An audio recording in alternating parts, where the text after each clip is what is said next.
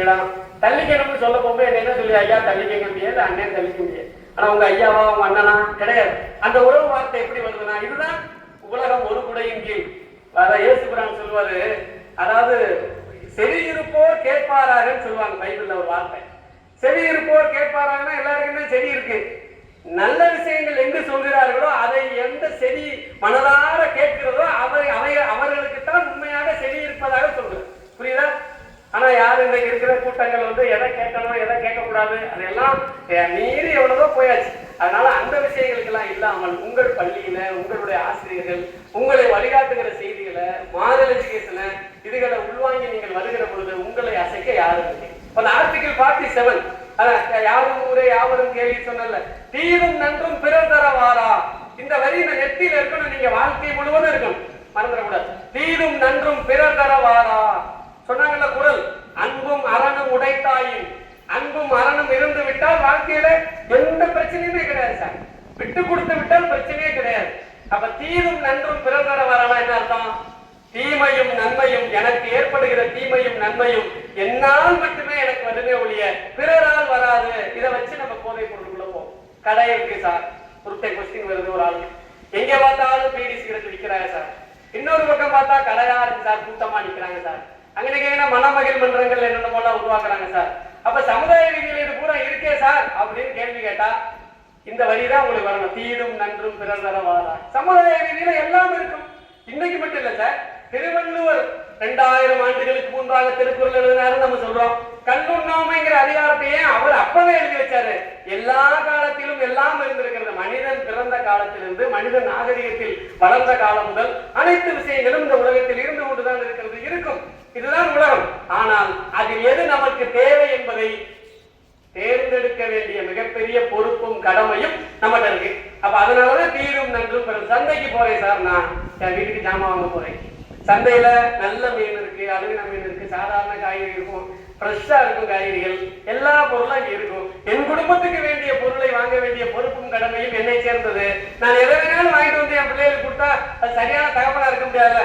வாங்கி கொண்டாந்து கொடுத்துட்டு இந்த மீன் சரியில்லை, வகுத்தால போயிடுச்சு, ஐயோ அவளுக்கு பிள்ளைக்கு காய்ச்சல் வந்துருச்சு, ஏதோ ஒரு பிரச்சனை ஆயிடுச்சுன்னு சொன்னா அதை பொறுப்பும் கடமை என்னை தான் சார். அப்ப சமுதாய விதியில் எல்லாமே இருக்கும். அதில் எது நமக்கு தேவை என்பதை பார்த்து தேர்வு செய்ய வேண்டிய பொறுப்பும் கடமைகளை தான் நம்ம பகுத்தறிவுல நம்ம மற்ற ஜீவராசிகள்ல இருந்து மாறும். அப்ப அதற்காகத்தான் நமக்கு அந்த பகுத்தறிவு வச்சிருக்காங்க. மற்ற ஜீவராசிகளுக்கு அது கிடையாது. அப்ப பகுத்தறியாத ஒரு செயலை நாம் செய்கிற பொழுது நாமும் மற்ற ஜீவராசிகளுக்கு சமமாகி விடுவோம்.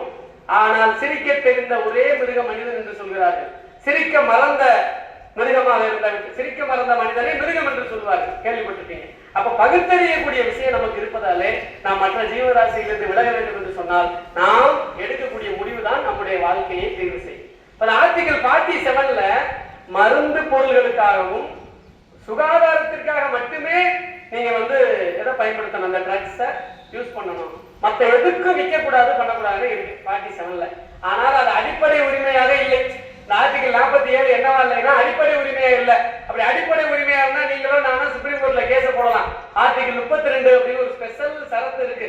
நேரடியாக இந்தியாவில் சுப்ரீம் கோர்ட்டுக்கு போக முடியும். மிகப்பெரிய சட்டம், அதாவது அற்புதமான சட்டம்.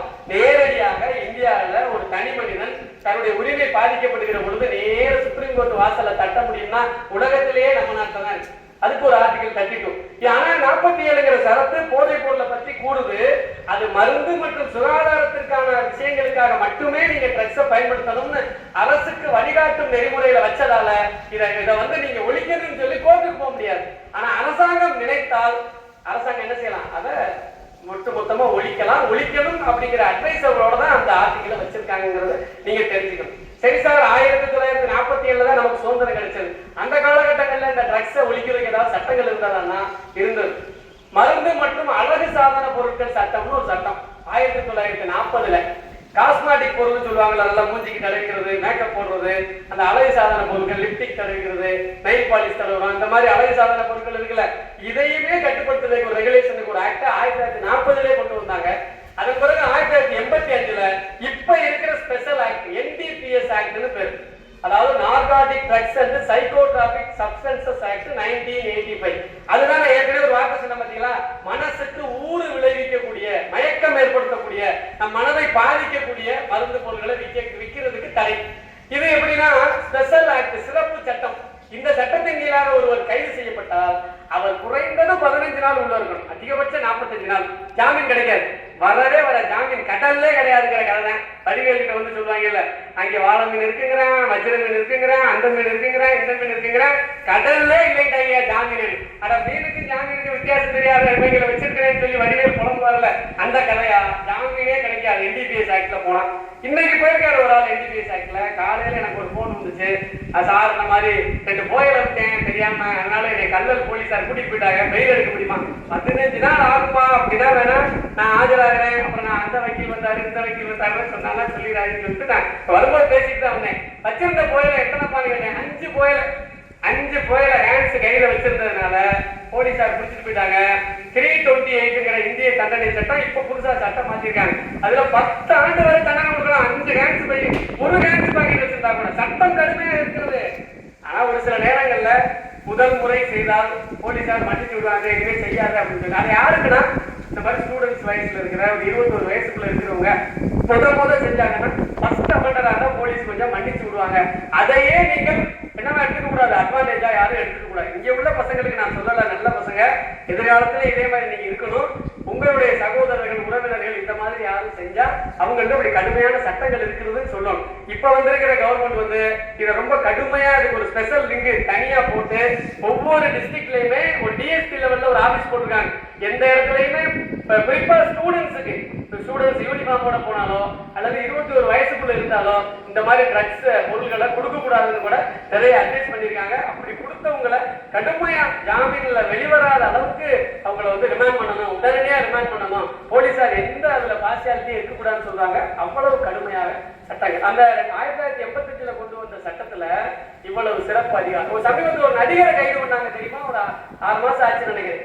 அதனால நடிகர் பேர் கூட தெரியும், நிறைய படம் நடிச்சிருக்கேன். அவர் அந்த மெத்தப்பட்டமைங்கிற ஒரு போதைப் பொருளை நுகர்ந்ததுதான் அவருடைய மிஸ்டேக்.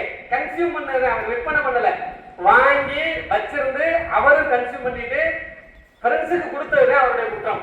வெளிவர முடியாத NDPS ஆக்ட்ல தான் உள்ள இருந்தாரு. அப்புறம் தான் ஜாமீன்ல வெளியில வந்தார். சட்டம் வந்து ஆர்டிகல் 14 படி எல்லாருக்கும் சமம், சட்டத்தினுடைய பாதுகாப்பு எல்லோருக்கும் சமம், யாருமே தப்ப முடியாது சார். அதனால நீங்கள் இந்த வயதில் ரொம்ப ரொம்ப ரொம்ப கவனமா இருக்கணும். ஒரு சின்ன அந்த போதை பொருளை உட்கொண்டால் என்ன மாதிரி ஒரு மனிதன் மாறுவாங்கிறதுக்கு ஒரு கற்பனை விஷயம்னா அதை யாரும் தப்பா நினைச்சுக்க வேண்டாம். ஒரு இளைஞன் வந்து ஒரு ஊருக்கு போறாரு. ஒரு ஊருக்கு போகையில இதை தெரிஞ்சிருந்தாலும் கூட நினைவூட்டுறேன், ஒரு எல்லையை தாண்டுகிற பொழுது 3 கண்டிஷன் சொல்றாங்க. முதல் கண்டிஷன், அங்க ஒரு பாட்டில்ல சாராயம் இருக்கு, அதை சாப்பிட்டுட்டு போகணும். 2வது கண்டிஷன், அங்க ஒரு பெண்மணி நிக்கிறா, அவளை தாக்குதல் செஞ்சுட்டு போகணும். இல்ல அப்படின்னா 3வது ஒரு பெரியவர் இருக்கார், வயசானவர், அவரை கொண்டுட்டு போகணும். இந்த இவன் பையன் நல்ல பையன், இந்த நம்ம பள்ளிக்கூடத்துல படிச்ச பையன் நல்ல பையன், யோசிக்கிறான் இந்த 3ல ஏதாவது ஒன்று செஞ்சா தானே அடுத்த இடம் போகணுங்கிறாங்களே. அந்த பெண்ணை தொட்டாலும் பாவம், பெரியவரை தொட்டாலும் நமக்கு பாவம். சரி நம்ம அழிச்சாலும் பரவாயில்லைன்னா அந்த பாட்டில் இருக்கிறது வேற வழி இல்லாம அது நிர்பந்தம், அதை குடிக்கிறான். குடிச்சா அவன் மனசு மாறிடுது, சிறுமூளை பாதிக்கப்படுது, அந்த பெண்ணை தொடரணும்னு ஆசை வருது. அப்ப தொடையில இந்த பெரிய மனுஷன் என்ன செய்யறாரு, தடுக்க வராரு. பெரிய மனுஷனை கொண்டுட்டு அந்த பெண்ணை தொடர்றது மாதிரி ஒரு கற்பனை. அப்ப ஒரு போதைப் பொருள் உட்கொண்ட பிறகுதான் ஒரு மனிதன் கிரைமுக்குள்ளே வரான் அப்படிங்கிறதுக்கு தான் இது நம்ம சொல்லக்கூடிய விஷயம். வேற ஒண்ணும் இல்ல, இதை யோசிச்சுட்டு இருக்கிற விஷயம் கிடையாது. இப்ப அனைத்து சம்பவங்களுமே போதைப் பொருள் உட்கொண்ட பிறகுதான். நீங்க டிவியில பாக்குற எல்லா அபண்டருமே வந்து நிக்கிறான் பாருங்க, செஷன்ஸ் கோர்ட்ல, சிவகங்கையில, ராம்நாட்ல. ஒரு நாள் போய் கட்டாயமா நீங்கள் ஒண்ணு தப்பே கிடையாது, ஒரு நாள் வாய்ப்பு இருந்தால் நீதிமன்றங்கள்ல போய் வெளியில நின்று உள்ளே நின்று பார்க்கலாம், சேர் போட்டுருப்பாங்க, உட்கார்ந்து பார்க்கணும். அங்க வரலாம் பாருங்க பசங்க, 21 வயசு 23 வயசுக்குள்ள அவன் குடிச்சிருக்கையில செஞ்சு முடிச்சிருவான் சார். அந்த அப்பன்ஸை செஞ்சிருவான், திருடிடுவான், செயினை அத்துருவான், தனியா இருக்கிற பெண்களை தாக்கிடுவான், எல்லாரும் என்னென்ன செய்யணுமோ பேப்பர்ல பாக்குறோம். இந்த மாதிரியான கொடுமை எல்லாம் செஞ்சிடறேன். ஜெயிலுக்கு போன பிறகு தண்ணிக்கு வழியில் இல்ல, இந்த ரிமாண்ட் கூட்டிட்டு வரையில, எக்ஸ்டென்ஷன் கூட்டி வரையில அவன் நிக்கிற பரிதாபத்தை பார்த்தா தெரியாம செஞ்சுட்டு புலம்புவாங்க, முதல் முறை செஞ்சவன். அப்ப அந்த ட்ரக்குங்கிறது எவ்வளவு பெரிய ஆபத்துங்கிறத நீங்க தயவு செய்து உணரணும் சார். நீங்க ஒவ்வொரு செஷன்ஸ் கோர்ட்லயும் இன்னைக்கு நிக்கிறவங்க 50 வயசுக்கு மேல உள்ளவங்க யாருமே நிக்கல. 21 வயசு, 14 வயசு, 15 வயசு வித்தியாசம் இல்லாத இளைஞர்கள் தான் இன்றைக்கு அதிகமா இருக்கிறாங்க. இந்த ஆய்வே என்ன சொல்லுதுன்னா 60% குற்றம் சாட்டப்பட்ட நபர்களாக இளைஞர்கள் இருக்கிறார்கள். இதை நாம் மீட்டெடுக்க வேண்டிய பொறுப்பு ஆசிரியர்களுக்கு மட்டுமில்லை, பெற்றோர்களும் இணைந்து நம்ம எல்லாரும் சேர்ந்து உங்களுக்கான சமுதாயத்தை நீங்கள் படைப்பதற்கும் நாங்கள் அனைவருமே இதிலிருந்து ஒரு பெரிய உறுதிமொழி எடுத்துக்கணும்.